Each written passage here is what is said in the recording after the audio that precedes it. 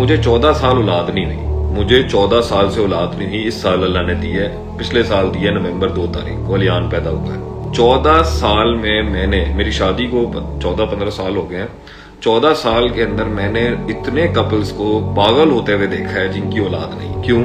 क्योंकि बेस में अल्लाह नहीं है ना, बेस के अंदर उनके जो है ना, उनकी बेस के अंदर हेयर आफ्टर नहीं है, सुपर नेचुरल नहीं है उनकी बेस के। मेरी क्यों, हमारी अल्लाह के करम से अल्लाह ने बेस में 2004 में जब अल्लाह ने मुझे हिदायत दी, वो बेस लाइन पक्की थी ना, इसलिए फर्क नहीं पड़ा। और लोग हमें देख के शायद ये कहते थे इनको शायद औलाद की चाहत ही नहीं। भैया ऐसी बात नहीं है, हर किसी को अकेलापन महसूस होता है। मेरी बीवी ने कोई कम मुश्किल वक्त नहीं काटा।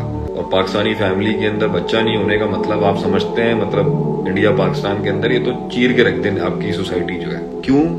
क्यों रिलैक्स रहे?